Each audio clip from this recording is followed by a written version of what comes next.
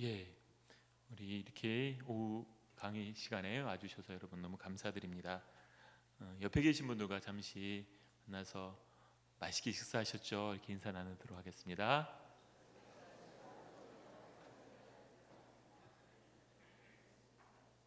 예, 그 형식은 예배인데 실제 내용은 강의로 되다 보니까 또 성경을 읽고 시작해야 되는데 중간 중간에 우리가 성경 구절이 많이 나오니까 따로 이렇게 앞에 시작은 안 하도록 하겠습니다. 여러분들 기도가 하는 게 너무 어려워서 이렇게 와 계신 거는 아니죠? 예, 이제 그런 분들이 오셔도 되고요. 내 기도가 조금 더 균형 있게 성경에서 이야기하는 방식으로 가고 싶다 이런 마음으로 오시는 것도 꼭 필요로 합니다. 그리고 제가 성경은 잘 보지는 않았지만은 대학생 시절부터 열심히 봤고요. 그냥 혼자 책 보면서 터득했다고 보기보다는 열심히 잘 봤어요. 근데 기도는 굉장히 하는 게 어려웠어요. 대학생 때도 신학교 가서도 기도를 하는데 물론 뭐 대표기도 하고 이런 거가 어렵지는 않았는데 뭔가 이렇게 기도에 깊이 들어가고 이게 기도가 좋다라는 느낌을 갖는 게 너무 어려웠어요. 그러면서 무엇이 문제인가 무엇인가 참 이렇게 오래 생각을 하게 됐는데요. 그러면서 제가 이제 성경도 다 알고 또 여러 가지 기도에 관한 책도 보면서 이 무엇이 문제였고 이것을 어떻게 하면 되는구나. 그래서 어떻게 가르치면 되겠구나라는 이것을 이렇게 정리하게 되었는데요. 그래서 이거를 제가 전교회에서 중보기도 세미나 할 때 이걸 이렇게 강의안으로 만들어 가지고 이렇게 제가 강의를 한 적이 있었거든요.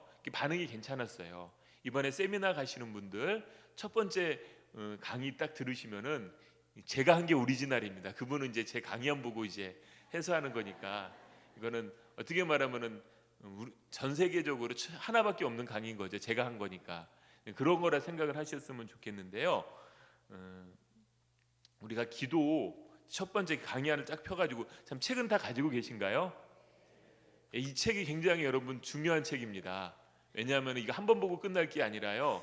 아마도 계속 여러분 성경과 같이 가지고 다니거나 꼭 자주 이렇게 빼서 볼 그런 책이 될 가능성이 큰데요. 출판된 책이 아니기 때문에 우리 교회 성도님들에게만 나눠주는 거예요. 아마 분당어류교회 세미나 가도 이 책은 나눠주지 않을 거예요. 이거 제가 만들어가지고 그 목사님들한테 이거 좀 제작해달라고 했는데 원래 이거 그냥 만들어가지고 출력해서 이렇게 돈 내고 하면은 쉬운데 그 몇 푼을 아끼겠다고 어제 담당 목사님이 이거를 출력을 해가지고 펀치를 뚫어서 이 링을 걸고 이렇게 해가지고 조금 부족할 수 있는데 지금 제작하고 있으니까 부족하신 분들은 나중에 찾아가셨으면 좋겠고요. 전혀 없으신 분들은 부부가 같이 왔거나 두 분이 같이 오신 분들은 한 권 없으신 분을 빌려주고 있다가 갈 때 받아가셨으면 좋겠는데요. 이 책이 앞부분에 서너 페이지만 딱 이 시간에 할 거고요. 뒤에는 여러분 이거를 이렇게 토대로 해가지고 기도하는데 사용할 수 있도록 제공해드리는 책입니다. 먼저 1페이지 한 장을 넘기시게 되면은요 앞에 뭐라고 되어 있냐면은 액치라고 하는 말이 나와 있어요. 이렇게 세로로 이렇게 보면은 액치가 성경에서 뭘 이야기하는지 혹시 아시나요? 예, 사도행전을 액치라고 이렇게 표현을 하는데 그 앞자를 따가지고요 기도에 필요한 네 가지 태. 그러니까 기도할 때 이걸 5개로 하는 경우도 있고 7개도 하는 경우도 많은데 4개로 이렇게 나눌 때는 보통 액츠라고 이렇게 표현을 해요. 맨 처음에 어도레이션 해가지고 하나님을 찬양하는 것, 그 다음에 컴패션 해가지고 회개하는 것, 그 다음에 땡스기빙 해가지고 감사, 그 다음에 서플리케이션 해가지고 간구 이렇게 4가지 유형으로 나눠서요. 기도할 때 필요한 5가지, 7가지 많은데 너무 많으면 헷갈려요. 그래서 가장 핵심적인 4가지 하는 걸로 우리가 기도하는 거를 돕는 방법을 이렇게 해 나갈 거다. 이거는 나중에 강의 끝 무렵에 다시 말씀드리도록 하겠습니다. 그리고 1페이지를 보면은요.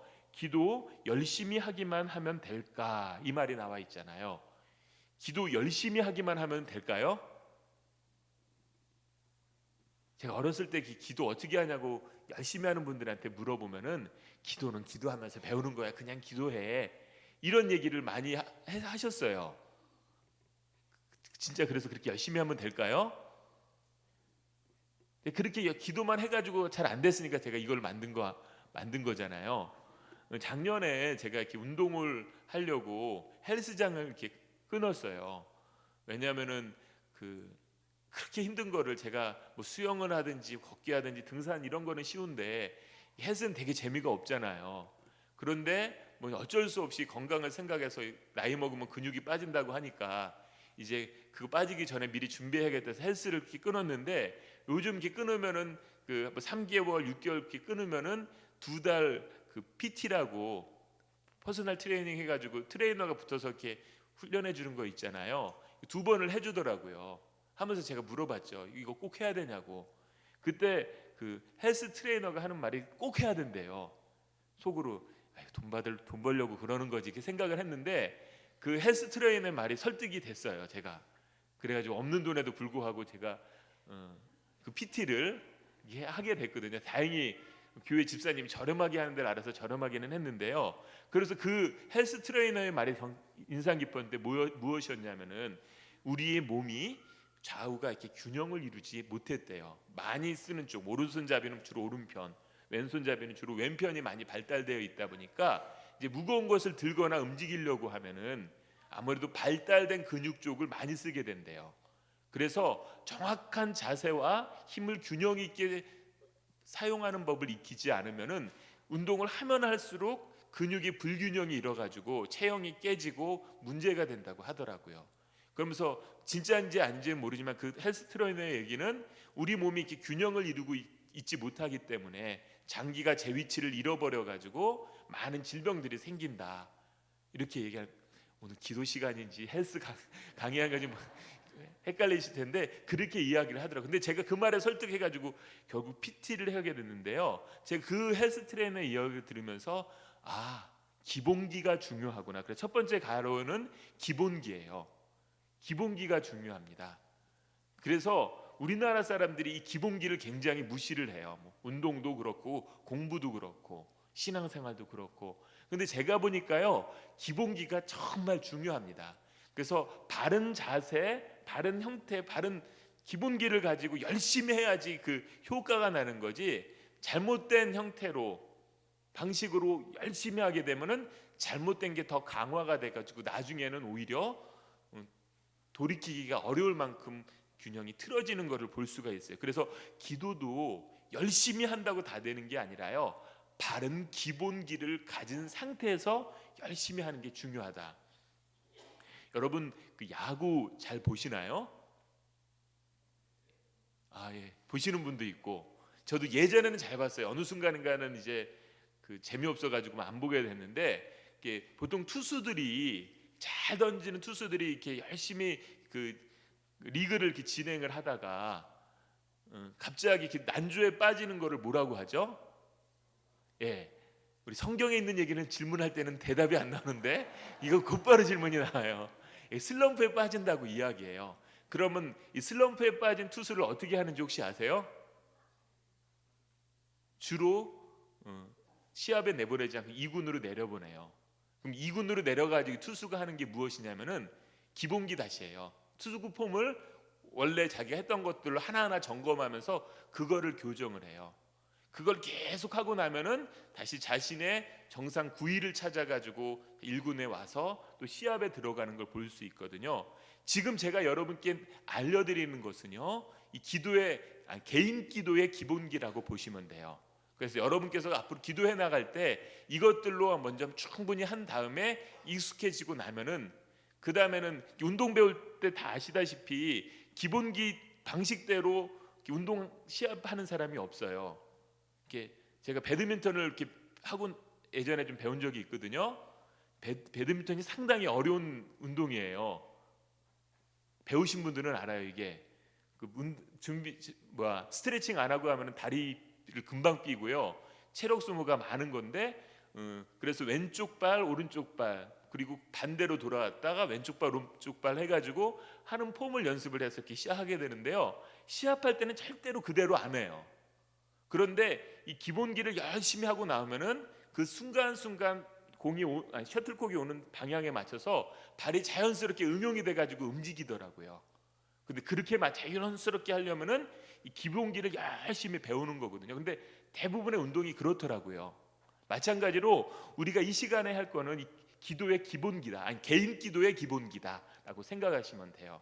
그래서 그거에 맞춰서 하시면 된다라는 걸 보셨으면 좋겠고요.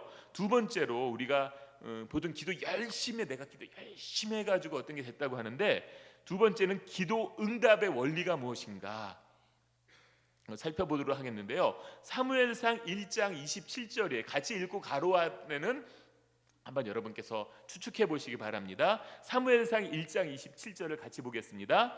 이 아이를 위하여 내가 기도하였더니 내가 구하여 기도한 바를 여호와께서 내게 허락하신지라. 성경을 잘 외우시나 봐요. 아니면 찾아보셨던지. 뭐냐면은요, 한나가 아이가 없어서 아이를 낳게 해달라라고 기도했더니 아이를 얻게 되었는데, 뭐라고 표현하냐면 내가 기도해서 하나님 아이를 낳았다가 아니라 내가 구하여 기도한 바를 여호와께서 내게 허락하셨기 때문에 내가 아이를 낳았다는 거예요. 뭐냐면은 기도 응답은 내가 열심히 해서 응답을 받는 게 아니라 내가 열심히 했을 때 하나님께서 허락하심으로 응답이 된다는 이야기입니다. 그러니까 기도 응답의 원인은 자신에게 있는 게 아니라, 기도하는 사람에게 있는 게 아니라 하나님께 있다는 거예요. 이게 굉장히 중요한데요. 만약에 기도 응답의 원인이 내가 있으면은, 내가 금식 기도 40일 하면은, 내가 며칠 동안 기도하면은 하나님은 일방적으로 들어줘야 되는 기계적인 존재밖에 안 돼요. 그런데 성경에서는 그렇게 얘기 안 합니다. 기도는 내가 열심히 하더라도 그것이 하나님께서 허락하신 것만 내게 응답이 되는 거예요. 요거가 굉장히 중요합니다. 제가 예전에 어렸을 때 신앙에 열심히 있어가지고 부흥회도 많이 다녔는데요. 제가 다니던 교회에서는 부흥회는 참석을 열심히 했는데요. 그때 어느 부흥회 목사님이 와가지고 내가 보니까 40일 금식 기도하면 응답 안 될 기도 제목이 없다고 40일 금식 기도하라고 그렇게 이야기를 하는데, 제가 나중에 성경 보면서 진짜 거짓말이구나, 성경에 없는 내용을 임의대로 했구나. 그런데 40일이 아니라 100일을 얼마를 하든요, 기도 응답은 내가 어떻게 했기 때문이 아니라, 물론 내가 어떤 기도를 하고 났을 때 하나님이 일하시지만은 궁극적으로는 기도의 응답의 원인은 하나님께 있다. 이것을 명심하는 게 중요해요. 이걸 가지고 여러 가지 기도 응답에 관한 사례를 생각을 해보면은 우리가 얼마나 기도에 대해서 잘못 알고 있는가를 알 수가 있습니다. 그래서 기도 응답의 원인은 하나님께 있다. 이것을 꼭 기억하셨으면 좋겠고요. 그래서 우리 기도 응답에 관한 잘못된 표현들 이거예요. 기도빨 세다. 이건 누가 기도하면은 응답되기 때문에, 그래서 목사님이 기도하면 더 응답이 잘 될 것 같다. 아니, 목사가 기도하든 그거는 상관없고요. 하나님이 응답하시기 때문에 기도 응답은 이루어지는 거예요. 이거를 꼭 기억하셨으면 좋겠고요. 또 기도 많이 한 땡땡땡, 기도 많이 한 권사님, 기도 많이 한 아무개 집사님 이렇게 얘기하는데 그거하고 상관없습니다. 기도는 하나님께서 응답하시기 때문에 이루어진다라는 걸 기억하셨으면 좋겠고요. 두 번째, 왜 기도가 어려울까? 제가 왜 기도가 이렇게 어려울까 생각했었는데요. 제가 어렸을 때 중등부, 고등부 때도 그때 단체로 기도원에도 많이 갔었어요. 그러면은 주로 중학교 때 많이 갔네요. 중학교 때 기도원 가면은 꼭 밤에, 그것도 그 방이나 이런 세미나실 같은 데가 아니라 산에서, 그것도 주로 무덤 옆에서 그거 보내가지고, 그것도 왜 꼭 개인적으로 보내는지 모르겠어요. 그러면서 꼭 전도사님이 하셨던 말씀이 나무 뿌리를 오늘은 꼭 소나무 뿌리 하나 뽑아와라, 이런 이야기를 하세요. 물론 이게 실제로 뽑아올 것을 이야기한 거는 아니지만은 그만큼 힘을 써서 하라. 속으로 그냥도 안 뽑히는 나무 뿌리가 어떻게 기도하다 뽑힐까, 이런 생각을 하면서 했는데, 여기 이제 이런 말을 들으면서 제가 기도에 대한 잘못된 이미지를 가졌구나라는 것을 알게 되었어요. 기도는 내가 열정적으로 큰 소리로 해야만 되는 게 아닙니다. 두 번째, 우리가 기도가 어려운 이유가 무엇이냐면 말을 조리 있게 하지 못하는 것에 있습니다. 이렇게 물론 저만의 얘기는 아니고요. 저도 말을 조리 있게 못하지만은 한국인의 대부분이 말을 조리 있게 못해요. 언제 할 수 있냐면은 그 TV를 보면은 외국인들 인터뷰할 때하고 우리나라 사람 인터뷰할 때가 너무 차이가 나요. 우리나라 사람한테 어떤 것을 물어보면은 거의 대부분이 좋았어요, 뭐 재미없었어요, 이렇게 단문으로만 이루어져 있어요. 한두 문장. 근데 이제 외국인들이 이렇게 인터뷰할 때 보면은 무엇이 어때가지고 어땠기 때문에 이렇습니다라고 쭉 이렇게 내용을 하나하나 풀어서 설명을 하더라고요. 그리고 이걸 보면서 참 주입식 교육을 받은 한국 사람하고 토론과 생각을 요구하는 그런 교육을 받은 외국인하고의 차이가 아닌가. 우리는 그래서요, 어떤 마음에 있는 것을 언어로 바꾸는 훈련이 많이 안 되어 있어요. 그러다 보니까 기도를 하려고 해도 정말 내 안에는 정말 하고자 하는 많은 것들이 담겨 있는데 언어로 표현이 잘 안 되다 보니까 기도하기가 어려운 거예요. 그래서 주로 쉽게 선택하는 게 몇 가지 단순한 것만 계속 반복해 하거나 아니면 큰 소리로 하면서 그 말을 조리 있게 못하고 내용을 담지 못하는 것을 이렇게 커버하려고 하는 현상이 많이 있는 것을 볼 수가 있습니다. 그리고 세 번째 기도가 어려운 이유가 무엇이냐면요, 감정적인 상태가 기준이 되기 때문입니다. 이 감정은요, 제가 몇 번에 걸쳐서 이야기 드린 것 같은데 우리 신앙생활을 이렇게 풍요롭게 하는 아주 좋은 거기는 하지만은요, 우리 신앙의 척도가 돼서는 안 되는 거거든요. 그래서 우리가 신앙 생활대로 하는 거는요, 감정에 따라 행동하는 게 아니라 감정과는 상관없이 말씀에 따라 선택을 하는 거예요. 왜냐하면은 이 감정이라고 하는 게 어떤 것을 풍요롭게 느끼게 하는 도구이기도 하지만은요, 너무 많이 변하고요, 그 다음에 상황을 왜곡시키는 경우가 많기 때문이에요. 그래서 신앙생활뿐만 아니라 성숙한 사람들의 특징은 어떤 상황에서 감정대로 행동하지 않는 사람, 내가 아무리 화가 나도 그것을 절제하고 적절한 말과 행동을 통제할 수 있는 사람들이 성숙한 것처럼요, 신앙생활도 감정에 따라 하는 것이 아니라 말씀에 따라 하게 되는 건데요, 기도를 생각할 때도 문제가 무엇이냐면은 정말 좋은 어떤 그 느낌과 감정 상태가 있으면 기도가 잘 되는 것, 그렇지 않으면 어려운 것 하는데요, 아주 C.S. 루이스가 기가 막힌 이야기를 했는데 이 부분을 우리 같이 한번 읽어보도록 하겠습니다. 네모칸에 있는데요, 같이 읽겠습니다. 균형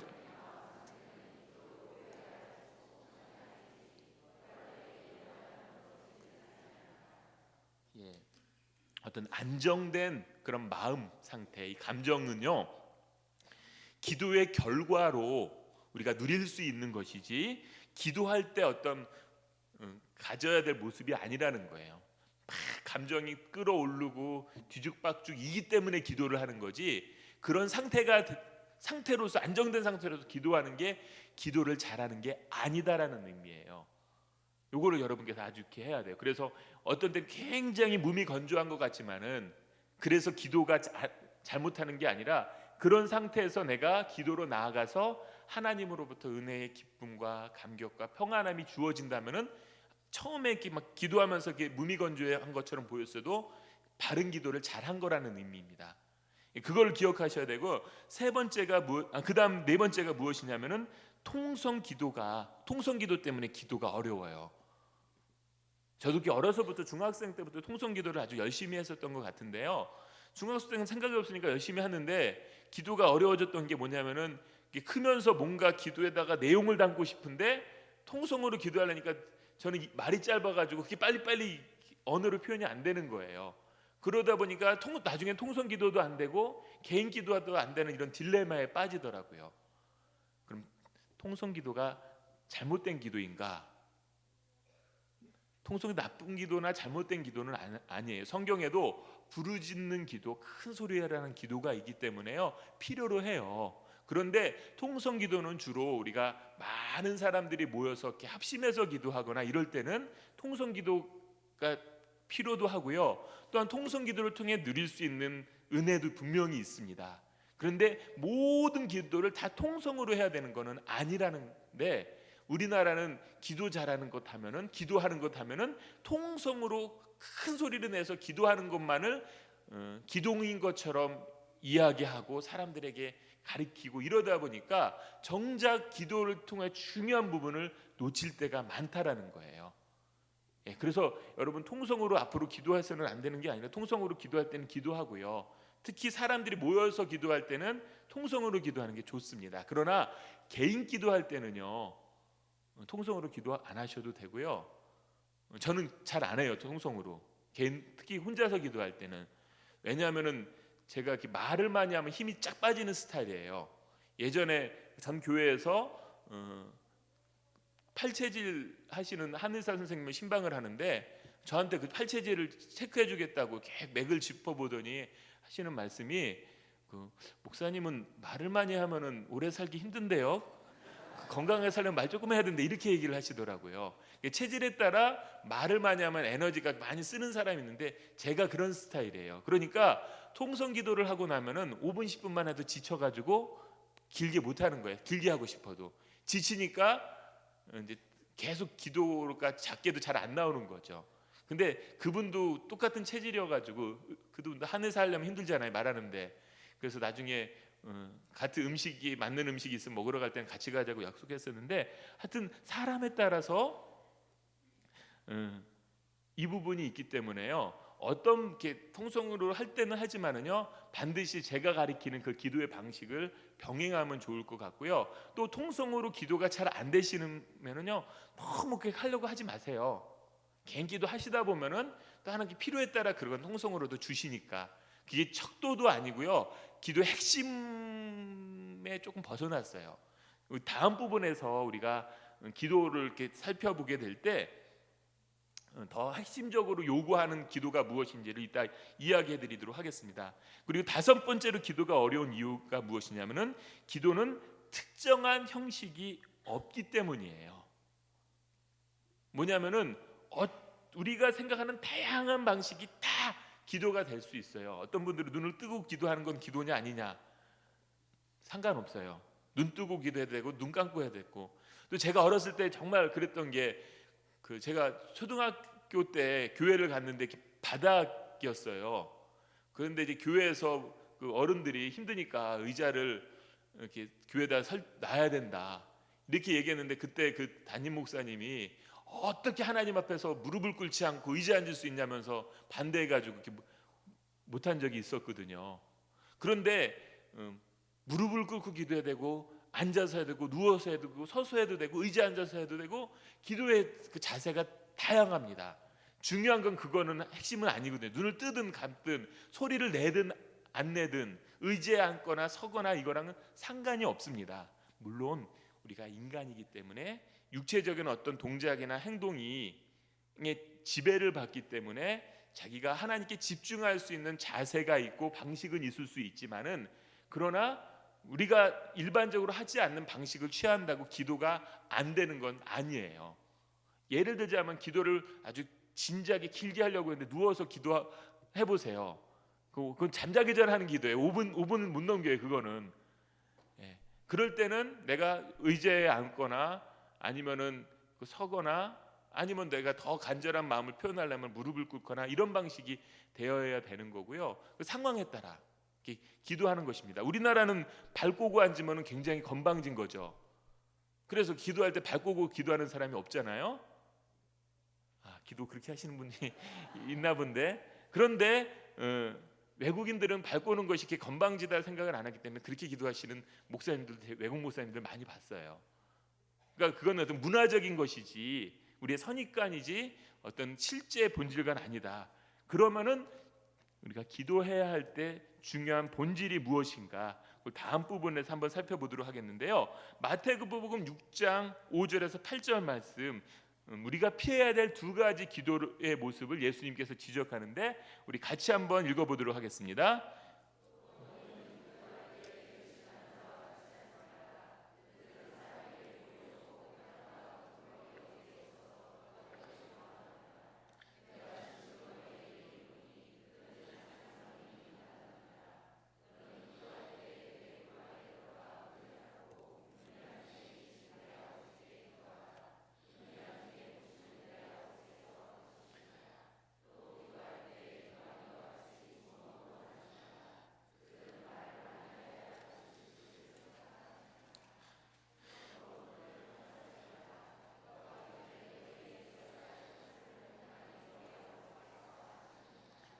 예. 그 본문을 쭉 읽어보면은 예수님께서 기도할 때 잘못된 두 가지의 모습을 지적을 하고 있습니다. 근데 교재에서 너무 친절하게 그것을 이야기하죠. 첫 번째가 뭐예요? 외식하지 말라. 두 번째 잘못된 기도의 모습은 중언부언하지 말라. 먼저 외식하지 말라. 이것은 밖에 나가서 식사하지 말라. 이런 의미 아니에요? 어떤 걸 외식하지 말라라고 이야기하는 거죠? 예, 제 얼굴을 보면 답이 없고 성경을 보면 답이 있습니다. 5절에 보면은요, 너희는 기도할 때에 외식하는 자와 같이 하지 말라. 그러면서 뭐라고 예수님께서 표현하냐면은 그들은 사람에게 보이려고 회당과 큰 거리 여기에 서서 기도를 좋아하느니라. 뭐냐면은요, 하나님께 기도하는 건데 하나님을 의식하기보다는 사람을 의식하는 기도, 사람에게 자기를 드러내려고 하는 기도가 외식하는 기도라는, 이런 태도가 외식이라고 복음서에서는 표현되어 있습니다. 그러니까 핵심은 무엇이냐면 내가 하나님을 의식하고 하나님께 집중하는 게 기도의 중요한 포인트라는 거예요. 그래서 외식에 대한 대안으로 예수님께서 말씀하신 게 뭐예요? 6절에서 나와 있는데, 너는 기도할 때에 내 골방에 들어가 문을 닫고 기도하라. 그래서 골방에 들어가 기도하라라는 것입니다. 외식의 대안으로. 그렇기 때문에 골방은 어디에, 우리 집의 어떤 특정한 장소가 아니라요, 사람을 의식하지 않고 하나님께만 집중할 수 있다면은 어디든 골방이 될 수가 있습니다. 이게 사람이기 때문에요, 환경에 영향을 받아요. 그래서 교회에서 하면 우리가 훨씬 기도하기가 편해요. 교회가 특별히 이렇게 거룩한 장소가 아니라요, 예수님께서 요한복음에 나왔듯이 성속의 장소적인 구분은 없어졌어요. 그래서 어디서 예배할까요? 할까니까 예수님께서 하니까 예루살렘이군 어디건 아니다. 하나님께 예배하는 자는 신령과 진정으로 하라라고 하면서 장소적인 거룩의 개념은 없어졌다고 얘기하는데, 그런데 우리가 기도가 잘 되는 거는 내가 기도해서 교회 올 때마다 예배를 드리고 찬양을 하고 기도를 했던 장소이기 때문에 그 장소에서는 편안함의 문제예요. 하여튼 그렇기 때문에 우리 방이든 식탁이든 화장실이든 어디든 상관은 없습니다. 핵심은 내가 사람을 의식하지 않고 하나님께 집중할 수 있는 곳. 그래서 저는 학생 때 그래서 도서관에서 기도 많이 했어요. 소리를 안 내고 했죠. 물론 그때는. 왜냐하면 아무도 내가 자고 있는지 공부를 하는지 책을 보는지 신경 안 쓰거든요. 그러니까 하나님께 집중할 수 있고 다른 사람을 의식하지 않을 수 있는 공간이어서, 그러니까 어느 곳이든 된다라는 것을 생각하면 되고요. 두 번째 잘못된 기도에 지적하신 게 7절에서 이방인과 같이 중언부언하지 말라라고 이야기해요. 그럼 중언부언하지 말라는 건 어떤 의미일까요?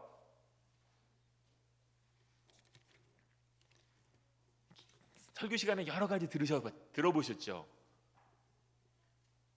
안 들으셨나요? 그거 생각하지 마시고 성경을 보세요. 성경에는 중언부언하는 길을 뭐라고 이야기하는가? 7절에 보면은 또 기도할 때 이방인과 같이 중언부언하지 말라. 그들은 말을 많이 하여야 들으실 줄 생각하느니라. 예수님께서 중언부언했을 때 의도하신 건 뭐냐면은 이방인들이 생각하는 말을 많이 하면은 하나님께서 들으실 것이다. 그 말을 많이 하는 기도를 여기서는 중언부언했어요. 그래서 똑같은 기도를 매번 반복하는 것, 또는 아니면 길게 이야기하는 것, 이런 거를 의미한다고 이야기합니다. 그런데 예수님께서 이 대안으로 우리에게 가르쳐 주신 말씀은 뭐예요? 8절에서 구하기 전에 너희 아버지께서 써야 할 것을 아신다라고, 아시느니라라고 이야기합니다.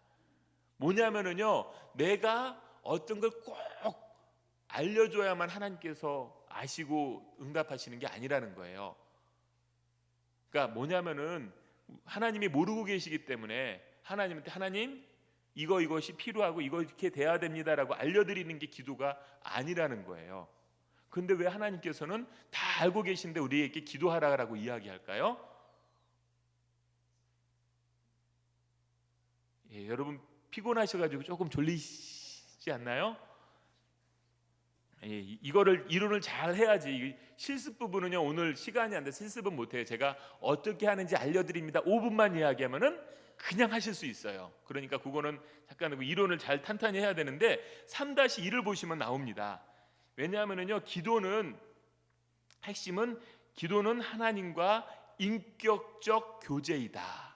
이것도 가로로 인격적 교제라는 말을 쓰시면 되는데요. 존 킬링어라는 사람의 말을 우리가 한번 같이 읽어보도록 하겠습니다. 기도는 하나님과의 사귐이다. 그것은 모든 생명과 기쁨의 중심에 계시는 그분과 관계를 맺는 일이며 항상 그 관계 안에서 살아가는 것을 배우는 일이다. 그것이 기도의 전부이다. 그 이상도 그 이하도 아니다. 기도라고 하는 것은요, 1차적인 목표가 어떤 원하는 것을 받아내는 게 기도가 아니라요, 하나님과 인격적 관계를 맺어가는 거예요. 우리가 사람과 인격적인 접촉을 하기 위해서 주로 하는 게 먹는 거 하고요, 차도 마시는 거 하고, 남자들은 운동을 해야 되고 여자분들은 수다를 이렇게 하셔야 되잖아요. 그런 여러 가지 방식이 있듯이요, 기도라고 하는 것은 우리가 하나님과 사귐을 갖기 위해 필요한 굉장히 중요한 것이라고 이야기합니다. 그리고 이렇게 인격적 교제를 얘기해요. 이게 인격적이다라는 말, 이것과 이제 반대되는 것을 우리가 생각할 때 의미를 명확히 하려면은 이 자판기를 생각하면 돼요. 어린아이가 어머니에게 찾아와 가지고 엄마, 제가 목이 타서 사이다 한 잔만 주세요라고 이야기하는 거하고요, 어린아이가 자판기에 서서 사이다를 빼먹는 거하고 차이를 생각하면 인격적인 게 무엇이다라는 걸 알 수 있어요. 뭐냐면은 자판기는요, 내가 사이다에 해당하는 동전을 집어넣으면은 그냥 이렇게 곧바로 나와요.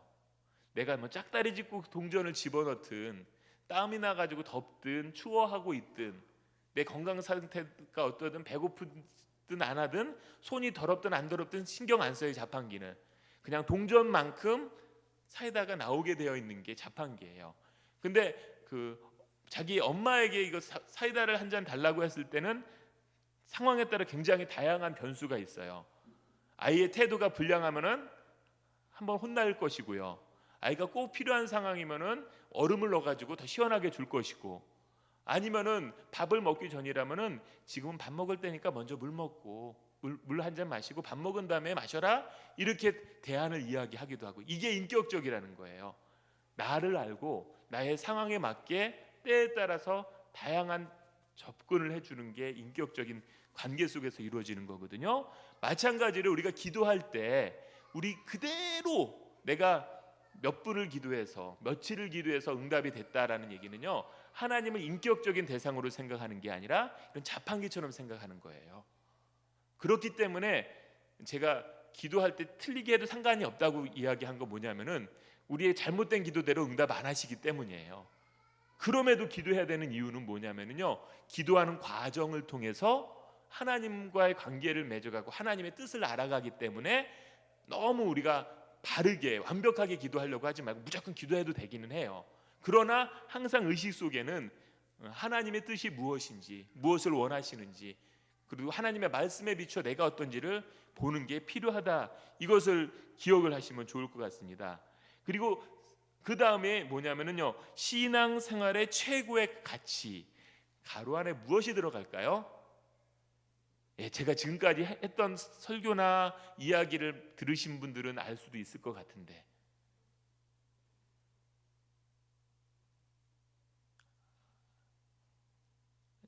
뭘까요? 두자. 신앙생활의 최고의 가치 뭐요? 예? 기도? 아닌데요. 기도 말고 신앙생활에서 최고의 가치는 관계예요. 관계. 시간이 너무 빨리 지나가네. 큰일 났네요. 뭐냐면은요, 창세기 2장 18절을 우리 같이 한번 보도록 하겠습니다. 시작.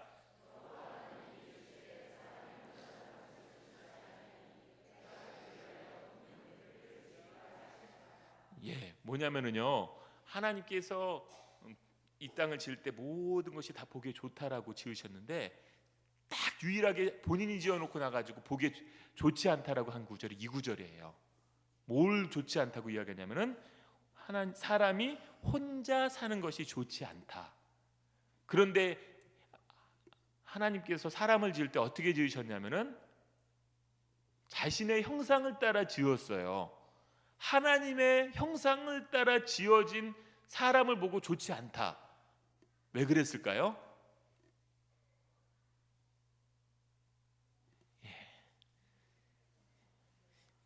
왜 그랬냐면은요, 여기서 우리는 삼위일체 하나님을 우리가 흔적을 볼 수가 있어요. 뭐냐면은 하나님은 한 분 하나님이신데요, 혼자 있는 하나님이 아니라 삼위 하나님이 완전한 형태의 연합을 이룬 한 분 하나님이에요. 근데 사람이 혼자 있다라는 것은요, 삼위 하나님이 갖는 완벽한 상태의 연합의 모습을 보여주지 못하기 때문에 그런 의미에서 보기 좋지 않다라고 이야기한 것입니다. 이거 뒤집어서 이야기하면 뭐냐면은요, 삼위 하나님이 누리는 그런 완전한 상태의 그 연합의 기쁨과 감격을 맛보도록 지어진 존재가 누구냐면은 배우자라는 거예요. 그래서 제가 예전에 한번 해드렸는데 C.S. 루이스의 이야기를 인용해 드렸는데, 하나님을 가장 잘 드러내는 것은 아주 탁월한 신앙과 인격을 가진 한 개인이 아니라 공동체라는 이야기를 했어요. 왜냐하면은 삼위 하나님이 누리는 그 관계성을 혼자서는 보여줄 수 없기 때문에, 그렇기 때문에 사람이 관계 속에 들어가는 거 중요하고요. 그래서 우리 처녀 총각들은 가급적인 결혼을 하셔야 돼요. 정말 독신의 은사가 확실하게 있다라고 하는 예외적인 경우를 빼놓고는 그걸 맛보시는 게 하나님이 우리에게 맛보시고자 하는 최고의 기쁨과 의미를 맛보게 해준 통로이기 때문에 결혼은 굉장히 중요합니다. 그리고요, 그래서 결혼해서 한 몸을 이룬, 그래서 둘이 연합하여 한 몸을 이루라고 하잖아요. 셋이 연합하여 한 몸을 이루는 것과 거의 유사한 건데요, 그래서 결혼을 임의로 깨지 말라는 거예요. 하나 된 하나님의 형상을 깨는 것과 똑같은 의미를 갖기 때문에, 그래서 이혼을 가급 원칙적으로는 우리가 성경에서 하지 않도록 이야기하는 것입니다. 물론 다르기 때문에 오는 불편함과 어려움을 극복해서 서로 다르기 때문에 불편한 게 아니라 더 풍요로워지는 경험을 하도록 맛보라고 이렇게 부부관계를 허락하셨기 때문에, 그리고요, 그래서 우리가 신앙생활을 통하여서 우리가 이 관계적인 부분들이 결국 이 삼위 하나님이 누리는 완전한 상태 연합의 기쁨을 우리가 구원의 완성의 단계에서 누리는 거예요. 그래서 여러분, 그 천국이 어떤 곳일까, 여러 가지를 할 얘기가 많긴 하는데요, 영화 아바타를 제가 예전에 말씀드렸나 모르겠어요. 영화 아바타 보셨죠? 영화 아바타 때 제일 인상 깊은 게 뭐냐, 그 아바타들이 마을에 큰 거대한 생명나무 같은 게 있었잖아요.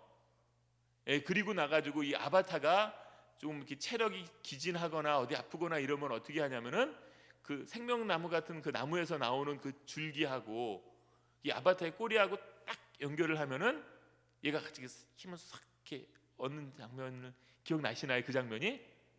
저는 이걸 보면서 야, 이거 천국의 모습을 이 감독이 염두에 두고서 한 것이구나. 뭐냐면 인간은요, 하나님과 연결될 때만이 온전한 생명을 얻을 수가 있어요. 그리고 이렇게 꼬리가 연결하는 것처럼 우리가 어떤 것으로도 대신할 수 있는 완벽한 상태의 연합을 이렇게 맛보는 곳이 저는 천국이라고 생각을 해요. 저 아무개 개똥이가 있어서 내가 천국 안 가겠다고 생각할 때가 많아요. 그런데요, 그런 게 불편함이 다 해소된 상태. 그래서 결혼하고 나서도 그러잖아요. 결혼할 때 보면은 이 사람 없으면 죽을 것 같으니까 결혼을 하는데, 결혼해가지고 몇 년 지나지 않아서 이 사람 때문에 죽을 것 같은 게 이 결혼 생활이 됐잖아요. 그런데 결혼 생활에서 느끼는 그 어려움과 불편함은 없이 함께하는 기쁨을 최고로 느끼는 것, 이게 극대화된 상태가 천국이다라고 보시면 돼요. 결국 우리가 신앙생활을 잘한다는 거는요, 이 관계적인 성숙, 나랑 다른 것들을 인정하고 배려하고 맞춰가는 이것이 잘 되는 것이 천국이라고 보시면 돼요. 그래서 여기서 누리는 기쁨의 그 의미들을 이렇게 찾지 못하면은요, 천국에서 것을 앞당겨서 못 듣는다고 보셔도 마찬가지예요. 그 때문에 성경에 보면은요, 그 사랑이 그렇게 강조되는 거고요. 위기가 와도 사랑하라고 하고요. 가급적이면 너희가 하나 되라고 이야기하고 서로 용납하라고 하는 게 무엇이냐면은 결국 우리가 가질 수 있는 최고의 가치는 관계고요. 하나님께서 인간을 만드셨을 때는 그렇게 자신과 교제하는 대상으로서 인간을 만든 거예요. 다른 모든 피조물들은 그렇게 만들지 않았는데 유일하게 자신의 형상대로 인간을 만들면서 하나님은 그걸 누리기 원했고 인간은 그걸 깨뜨렸던 게 타락인 거고요. 그것이 회복된 것이 구원입니다. 그래서 그 회복된 것이 시작이 되었지만 완성이 안 됐기 때문에 우리가 다 누릴 수는 없지만은요, 완성된 상태에서 극대화되는 거고요. 그걸 맛보기 위해서는 여기서 관계가 그거를 맛볼 수 있는 거. 그래서 두 번째가 뭐라고 보면 되냐면 관계적 성숙 없는 신앙적 성숙은 없다. 관계적 성숙 없는 신앙적 성숙은 없다. 그래서 신앙에 성장한다라는 것은요, 이 관계적으로 성장한다는 거예요. 뭐 계속 이거는 좀 반복이 되지만은, 그래서 신앙에 성장하면은요, 다른 사람들에 대한 관심, 사랑, 배려로 가지 않으면은 그 신앙생활 성장한 거 아닙니다. 뭔가 신앙생활 잘못한 거고요. 그거는 궤도 수정을 해야 돼요. 그래서 다른 사람을 향한 긍휼한 마음, 다른 사람을 향한 배려로, 다른 사람을 섬기고자 하는 마음으로 나타나야 돼요. 물론 우리가 이 땅은 불완전하기 때문에요, 여전히 힘든 관계가 있고 이렇지만은요, 이거를 하나님 없을 때는 그냥 쉽게 끊고 깨버리지만은 그것을 극복하고 회복하려고 애쓰는 것이 신앙생활이라고 보시면 되고요.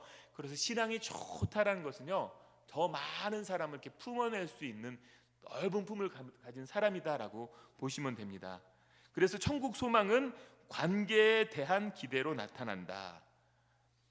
관계에 대한 기대로 나타난다. 그리고 그 밑에는 오늘 주일 예배 때도 했듯이 신앙적 성숙은 약자에 대한 태도로 알 수 있다. 신앙적 성숙은 약자에 대한 태도로 알 수 있다.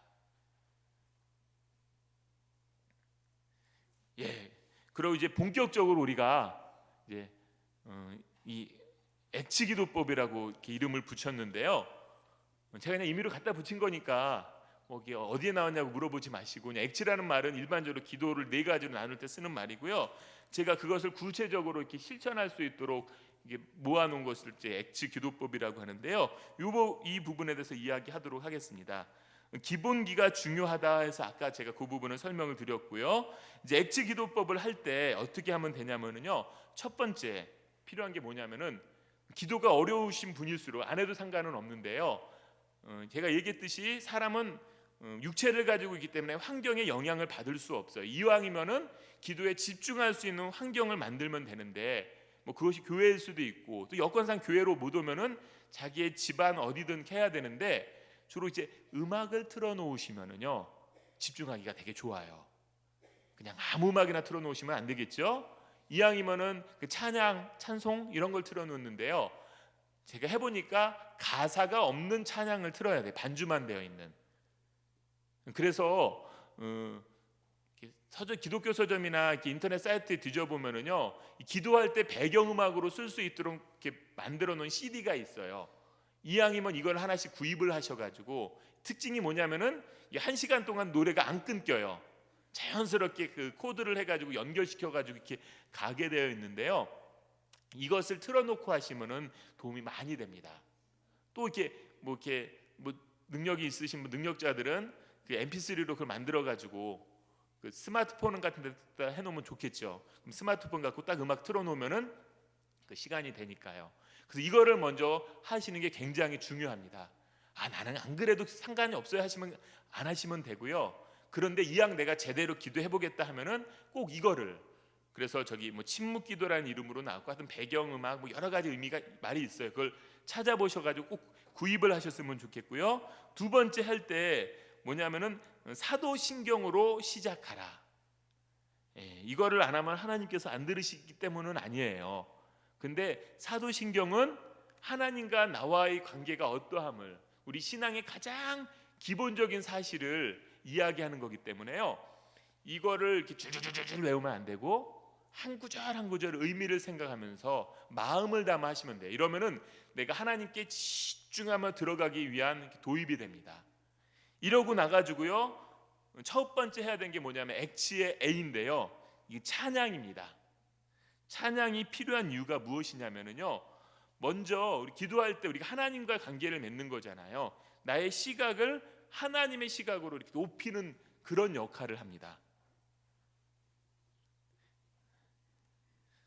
해보면 알겠지만은요, 나의 시각이 하나님의 시각으로 싹 바뀌고 나면은 그렇게 심각해 보였던 문제가 더 이상 문제가 안 돼요.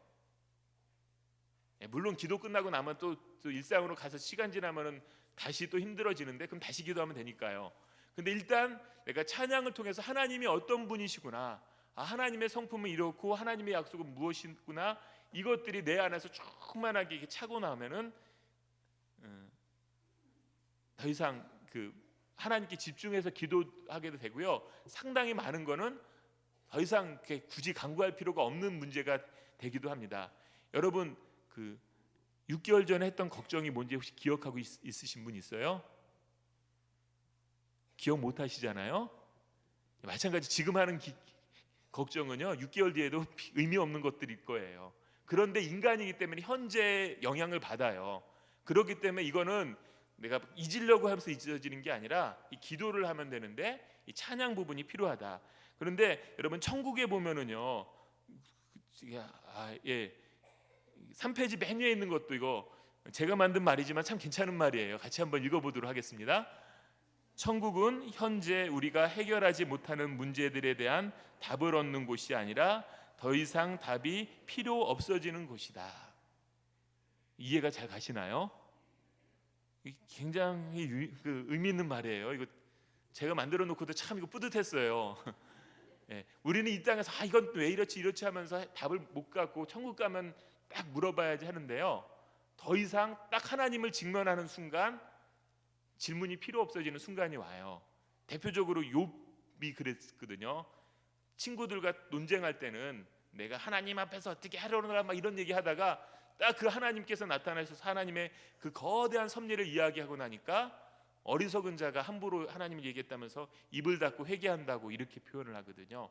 마찬가지로요, 그 하나님의 크신과 무한하심을 내가 느끼는 순간 많은 문제들이 이게 별거 아니었는데, 그리고 왜 그렇구나가 자연스레 해결되는 상태가 되기 때문에 그렇습니다. 근데 이거를 미리 맛볼 수 있는 게 찬양이라고 보시면 돼요. 그래서 그 다음에 성경 구절인데, 여호와를 기뻐하는 것이 너희의 힘이다. 여호와를 기뻐하라. 너희의 소원을 이루어지시리라. 그래서 우리가 액치 기도할 때 제일 사도신경 한 다음에 첫 번째 단계가요, 이 찬양입니다. 그리고 두 번째 단계가 무엇이냐면요, 회개인데요. 회개가 필요한 이유는 무엇이냐면은 하나님과 우리 사이를 갈라놓은 것이기 때문이에요. 그래서 이것에 대해서 하나님께 고백하고 잘못을 인정하는 이게 필요합니다. 그리고 회개의 목적 중 하나는 잊기 위한 것이다. 이것도 제가 만든 말입니다. 뭐냐면은요, 진짜 우리가 마음을 다해서 하나님을 회개했다면은요, 그것에 대한 죄책감으로 시달리기를 원하지 않으세요, 하나님은. 그래서 내 진짜 하나님께 회개했는데 드는 죄책감이 있다면 그거는 하나님 주시는 마음이 아니라 사탄이 주는 마음이에요. 그래서 진정한 하나님의 회개를 하고 나면은요, 그것은 있는 것이 필요합니다. 물론 피해 복구가 필요한 사항은 내가 그것과 피해 복구를 해야 되지만은, 그러나 불필요하게 우리가 죄책감에 시달려 있는 경우도 참 많다라는 것을 기억하셨으면 좋겠습니다. 그리고 세 번째, 감사가 필요한 이유 무엇이냐면요, 감사는 신앙 고백이다.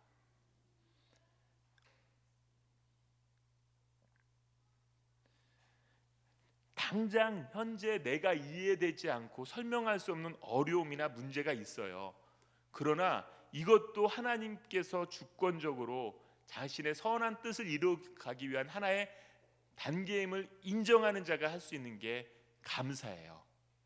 그래서 우리가 때로는 사고를 당하도 감사할 수 있는 것은요, 그 사고 자체가 감사한 것이 아니라 그 사고를 통하여 하나님께서 합력하여 선으로 인도하실 거다는 하나님에 대한 신뢰 때문에 하는 것이 감사고요. 이런 의미에서 감사는 신앙 고백입니다. 그래서 우리 기도의 중요한 요소로 들어가야 됩니다. 그래서 시편 50편 23절에서 이렇게 이야기하잖아요. 감사로 제사를 드리는 자가 나를 영화롭게 하나니 그의 행위를 옳게 하는 자에게 내가 하나님의 구원을 보이리라. 뭐냐면은요, 이런 하나님께 바른 신앙 고백을 하기 때문에 그것이 하나님을 영화롭게 한다라고 이야기합니다. 네 번째 단계는 간구인데요. 간구가 필요한 이유. 간구를 하는 것이 흔히 말하는 기복신앙인가? 우리가 어떤 필요한 것들을 하나님께 요청하는 것이 흔히 이야기하는 기복신앙인가요? 기복적인 건가요? 이 기도에는요, 기복적인 요소가 있어요. 그것 말을 해서 문제죠. 그것 자체가 나쁜 거는 아닙니다. 왜냐하면요, 우리 스스로 할 수 없다라는 것을 인정하기 때문에 우리가 기도하는 거지, 하나님 없이 나 혼자서 잘해요 하면은 기도가 필요 없거든요. 그렇기 때문에 기도에는 우리에게 필요한 것들을 요구하는 이 요청이 꼭 들어가야 됩니다. 하나님께서 다 해주실 것이기 때문에 나는 기도하지 않아요, 이렇게 하면 안 돼요. 염려하지 않는 거지, 기도는 해야 돼요. 하나님이 다 하셔도. 그거는 하나님께서 나 스스로는 안 되지만 주실 수 있다라는 확신과 신뢰가 있기 때문에 내가 간구하는 거기 때문에 굉장히 중요합니다. 그래서 저는 너무 간구하는 것을 기복적인 거라고 해서 매도하는 사람들에게 이 야베스의 기도를 꼭 제가 읽어드려요. 이 야베스의 기도, 그 역대상 4장 9절에서 10절을 우리 같이 한번 읽어보도록 하겠습니다. 야베스는 그의 형제보다 귀중한 자라. 그의 어머니가 이름하여 이르되 야베스라 하였으니 이는 내가 수고로이 낳았다 함이었더라. 야베스가 이스라엘 하나님께 아뢰어 이르되 주께서 내게 복을 주시려거든 나의 지역을 넓히시고 주의 손으로 나를 도우사 나로 환난을 벗어나 내게 근심이 없게 하옵소서 하였더니 하나님이 그가 구하는 것을 허락하셨더라. 뭐냐면은 여기서 뭐라고 표현하냐면요, 내게 복을 주시려거든 나의 지역을 넓히시고 주의 손으로 나를 도와서 환난을 벗어사 근심이 없게 하옵소서. 굉장히 기복적인 내용인데요, 문제는 뭐냐면은 그런 기복적인 기도를 하나님께서 그가 구하는 것을 허락하셨더라. 그런 기복적인 내용을 들어주셨대요. 그러니까 기복적이어서 문제가 되는 게 아니라요, 이런 하나님의 인격적인 관계성과 하나님의 뜻 안에서 이루어질 것을 기다리지 않고 내 욕심으로 차리려고 하는 것이 문제가 되는 것이지, 필요한 것을 하나님께 구하는 행위는 굉장히 중요합니다. 그래서 예수님께서도 주기도문에서 일용할 양식을 위해 구하라고 이야기를 하잖아요. 일용할 양식은 먹고 입고 자는 것뿐만이 아니라 우리가 이 땅을 살아가면서 필요한 중요한 일들이, 꼭 필요한 일들이, 학생이 진학을 하는데 진학을 위해서 기도하는 건 큰 의미의 일용할 양식인 거예요. 내가 일해서 먹고 살아야 되는데 직장을 구하기 위해서 들어가게 해달라고 기도하는 거는 큰 의미에서 일용할 양식이 될 수가 있는 거예요. 그런데 우리는 그런 것들은 하나님께서 다 아시니까 너무 기복적이니까 안 해요, 이렇게 하지 마시고 그건 기도하는 겁니다. 근데 아까 얘기했듯이요, 과감하게 기도하세요. 하나님께서 너무 감사하게도 우리에게 꼭 필요한 걸로 응답하시기 때문에 내가 조금 잘못 포커스를 맞춰도 상관은 없어요. 하나님의 인격적인 하나님을 의식하고 나서 기도한다면은 그거를 생각했으면 좋겠고요. 그 다음에 일용할 양식의 땡땡땡과 그 이상의 것에 대한 땡땡땡, 뭘까요? 이게 거의 다 이제 마무리가 되고 있습니다. 일용할 양식의 중요성과 그 이상의 것에 대한 위험성. 뭐냐면은요, 일용할 양식은 우리 이 땅을 살아가는 동안 필요한 거기 때문에요, 굉장히 중요합니다. 건강도 중요하고요, 취업도 중요하고, 진학도 중요하고, 시험도 중요하고, 우리가 먹고 살기 위해서 필요한 돈이라든가 여러 가지 등등이 다 중요합니다. 그런데 문제는 무엇이냐면 필요한 것만큼까지는 굉장히 중요한데요, 그것을 넘어서는 것들은 순식간에 중요해지지도 않고요, 굉장히 우리를 잘못된 방향으로 이끌어갈 수 있는 위험한 것이 버리는 경우가 많습니다. 그래서 C.S. 루이스의 글 중에 스크루테이프 편지에 있는 글인데요, 이것도 중요한 내용이니까 한번 같이 읽어보도록 하겠습니다. 시작.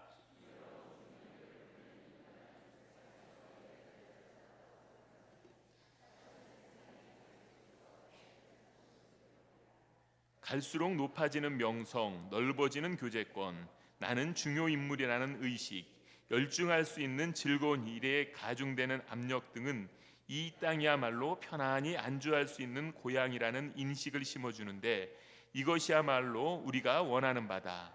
너도 알게 되겠지만 일반적으로 중년층이나 노년층보다는 청년층이 죽음을 훨씬 덜 꺼리는 법이지.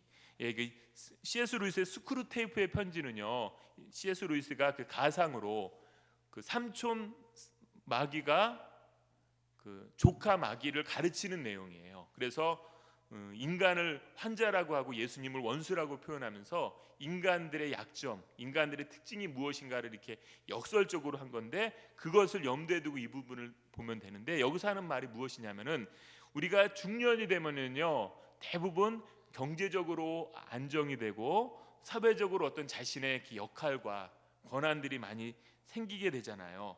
그런데 그때가 되면은 사람들은 드디어 이 세상에서 내가 자리를 잡았다라고 생각을 하는데, 여기서 이렇게 사탄 입장에서 뭐라고 하냐면은 세상에서 자리를 잡은 게 아니라 그 사람 안에 세상이 자리를 잡기 시작한 것이다라고 이렇게 이야기합니다. 그것이 사탄이 원하는 거래요. 우리 안에 어떤 이 세상이야말로 내가 오랫동안 편하게 살아갈 수 있는 곳이야라는 의식 자체가 우리를 영적인 것으로 무디고 하나님으로부터 멀어지게 하는 아주 위험한 요소다라는 것을 역설적으로 이야기하는 것입니다. 그래서 죽음을 꺼리는 것은 중년이나 노년층보다는 청년이 죽음을 꺼리는 이유가, 왜냐하면은 가진 게 많으면 죽는 게 안 좋거든요. 제가 예전에 한번 말씀드렸나요? 저기 예전 교회에서 정말 심하게 부자이신 분이 있었어요. 그래서 딱 집에 들어가면은 가구가 분위기가 달라요, 이게. 그리고 뭐 운전기사 있고 가정일 도와주시는 분이 있고 또 무슨 일 하시는 분이 있고 막 여러 분들이 하는 뭐 그런 분이 있는데, 그분은 신앙이 좋았기 때문에 전혀 아니었는데, 제가 그 집에 가서 딱 느끼는 게 뭐냐면은 그러니까 보통은 젊었을 때 막 열심히 회사에 진급하면은 운전기사가 딸리는 경우가 있잖아요. 그런데 그런 분들 대부분 퇴직하고 나면 본인이 이렇게 운전하고 다니시더라고요. 근데 그분은 뭐 퇴직하고 나서도 운전기사가 다 이렇게 운전해주는 그런 분이었는데, 이 정도로 부자면은 죽는 거 진짜 아깝겠다. 왜냐면 너무 편하잖아요. 모든 거 손가락 까딱할 거 없고 걱정할 거 없고 원하는 건 얼마든지 할 수 있는데, 그런데 오히려 그런 것이 영혼에 대한 소망을 잃어버리게 하는 위험한 것일 수 있다. 그래서요, 우리가 일용할 양식을 위해서 기도하는 건 굉장히 중요하지만은, 그러나 그걸 넘어서는 것은 오히려 우리를 어렵게 할 수 있다. 그래서 그 일용할 양식이 얼만큼이냐는 우리도 잘 모릅니다. 그거는 기도하면서 하나님께 물어보십시오. 그럼 하나님께서 빨리 답 안 주실 거예요. 오랜 시간 교제하면서 하나하나 알아가는 거고요. 아마 죽을 때쯤 되면은 이것이 나에게 필요한 양이었구나라는 것을 알 수 있을 거예요. 그래서 답을 찾는 게 중요한 게 아니라 그걸 하는 과정 속에서 하는 겁니다. 이렇게 기도를 하시면 되는데요. 이제 한 페이지 넘기셔가지고 이 부분을 보도록 하겠습니다. 이거 설명해드리겠습니다. 뭐냐면 액치기도법이라고 이야기를 했는데요. A는 찬양을 이야기하고 C는 회개를 이야기하고 T는 감사를 이야기합니다. 그리고 간구, 이거는요, 여러분께서 원하는 간구를 하시면 되는 거예요. 근데 시간 배분을 어떻게 하면 좋냐면요, 내가 20분 기도하겠다 하는 분은요, 찬양 시간 3분, 회개 시간 3분, 감사 시간 3분, 그리고 11분 정도는 자신이 필요한 것들을 위해 기도하는 간구하는 시간을 가지시면 됩니다. 만약에 30분을 기도하겠다 하면은요, 5분은 찬양, 그 다음 5분은 회개, 그 다음 5분은 감사, 그리고 마지막 15분은 절반 정도는 간구의 배정을 하시면 돼요. 제가 이렇게 정해드리는 이유가 무엇이냐면요, 이건 기본기라고 했어요. 여러분이 평생 이렇게 할 걸 이야기한 게 아니라요, 평생 기도할 수 있는 기본기를 익히기 위해서 하는 건데요, 이 21일 3주간에 걸쳐서 할 수 있는 분량을 여러분께 가이드로 넣어드렸어요. 그러니까 한번 내가 기본기를 닦아야겠다 할 때는요, 이걸 가지고서 여러분 3주간에 걸쳐서 매일 기도하시면 돼요. 20분이든 30분이든. 근데 어떻게 기도하면 되냐면, 아까 얘기했듯이 음악을 틀어놓고 사도신경을 한 다음에요, 그 다음에 찬양 시간을 하는데, 우리가 하나님을 찬양하는 게 말하기가 어려워. 우리 표현이 짧거든요.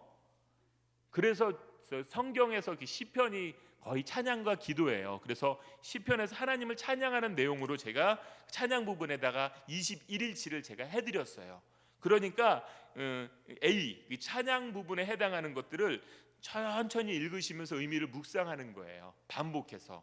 그러면서 내가 하나님을 찬양하고 싶은 나의 표현이 있으면은 또 기도하시면 돼요. 요걸 하는데 여러분께서 편하게 이해할 수 있도록 쉬운 성경 버전으로 해놨어요. 그러니까 성경이 없는 말이 아니라 성경인데 번역이 좀 다르고 이거 생각을 하시면 되고요. 요렇게 여러분이 3분을 가지시고 다음으로 넘어가시면 돼요.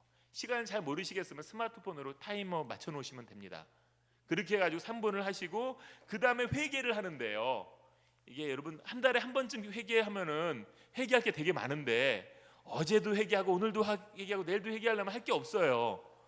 그렇잖아요. 그래서 할 것도 없는데 억지로 해도 안 되고요. 어제 진짜 열심히 회개해가지고 더 이상 할 필요가 없는데 그걸 할 게 없다고 또 갔다가 하지 마세요. 제가 회개는 잊기 위한 거라고 이야기했잖아요. 그거 할 필요 없거든요. 시편에 회개 시편이 있어요. 그래서 이것들을 모아놨는데 회개 시편은 좀 짧더라고요. 그래가지고 요것과 더불어서 어거스틴이 자기 성찰을 위해서 했던 질문들이 있어요. 뒤에는.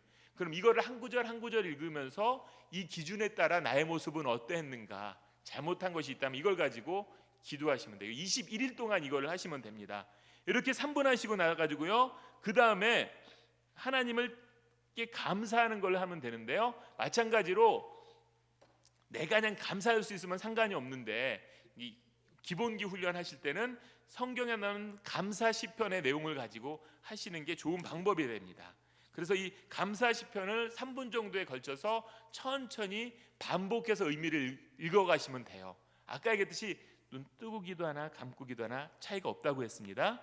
그렇기 때문에 이걸 하시면서 또 내 마음에 정말 감사하는 마음이 넘치면은 멈추고 나서 그걸 갖고 감사하시면 되고, 아니면 또 다시 읽어가면 되고, 이렇게 여러분께서 기도의 절반 정도를 한 다음에 구분한 다음에 그 다음에 여러분 간구하는 기도를 하면 되는데요, 이렇게 절반을 사용하고 나서 뒤에 딱 간구를 해보십시오. 그러면은 기도가 잘 됩니다. 그리고요, 개인 간구를 기도할 때는요, 목록을 꼭 적어 놓으세요. 왜냐하면 눈 감고 생각하려면 생각 안 나거든요. 그거 생각하느라고 짐 빼지 마시고요, 내가 평소에 기도해야 될 기도 제목들, 나의 개인 기도, 가족을 위한 기도, 또 누구를 위한 기도, 기타 등등, 시험을 위해서, 취업을 위해서, 아니면 건강을 위해서 쭉 이렇게 메모를 해놨다가 이걸 가지고 절반 정도, 그래서 20분 기준으로 해서 10분, 11분 정도를 이걸 해놓으시면 됩니다. 이렇게 하고 나서 이렇게 마무리하시면 돼요. 이렇게 하면은요, 20분 기도하는 게요, 정말 어렵지도 않을 뿐만 아니라 앞에 이게 세 개, 찬양, 회개, 감사를 딱 하고 나면은요, 이 간구의 질이 달라집니다. 경험해 보시면 알아요. 그렇게 기도하시고 나서 마무리하면 되는데, 이렇게 기도하면은요, 우리가 흔히 하는 기도하고는 조금 스타일이 다르기 때문에 어색할 수는 있어요. 근데 그거는 익숙하지 않기 때문에 오는 어색함이지 잘못된 기도는 아니고요. 이렇게 기도를 하세요. 그러면서 제일 중요한 건 아까 얘기했듯이 인격적인 하나님, 내가 하나님께 말씀을 드릴 수도 있지만은 하나님께서 주시는 뜻을 내가 헤아려야 되는데 결국 그건 말씀이거든요. 그래서 말씀을 갖고 내가 묵상하면서 이것과 병행을 하신다면은 여러분 20분 또는 30분 기도하는 것이 그렇게 어렵지 않습니다. 이렇게 여러분께서 기도를 하시기 바라고요. 이게 총 21일 분량으로 되어 있습니다. 3주간에 걸쳐서 할 수 있게 만들었으니까요. 3주간에 걸쳐서 여러분 매일매일 이렇게 사용하시고 나서 3주가 지나고 나면 어떻게 하면 되냐면요, 딱 꽂아놓고 책꽂이에다가 여러분이 이 찬양, 회개, 감사, 간구 이 순서에 따라서 자연스럽게 하면 돼요. 그러다가 조금 내가 기도가 또 좀 체계가 안 잡힌다, 기도가 잘 안 된다 하면은 다시 이걸 펴가지고 이걸 다시 반복하시면 됩니다. 그러다가 또 익숙해지면은 이거 놓고 또 편안하게 기도하고. 기도는 형식이 없기 때문에 이렇게 안 하면 하나님이 안 들어주시고 그 개념은 아닙니다. 이거는 우리가 기도해야 될 필요한 기본 요소를 성경의 가르침에 의거해서 이렇게 나름대로 형식을 정해놓은 거니까 이렇게 사용하시면 된다라는 것을 아셨으면 좋겠습니다. 어떻게 이렇게 하면은 20분 기도하는 게 어렵지 않겠죠? 예, 제가 정말 많은 아니네요. 저기 적지 않은 사람들에게 이걸 이렇게 얘기해드렸는데요. 훈련생들한테 훈련생들 보통 30분 기도를 요구를 해요. 이분들이 처음에 할 때 의욕이 넘쳐가지고 엄청 열심히 하려고 하는데 어느 날 집사님이 그 얘기하시더라고요.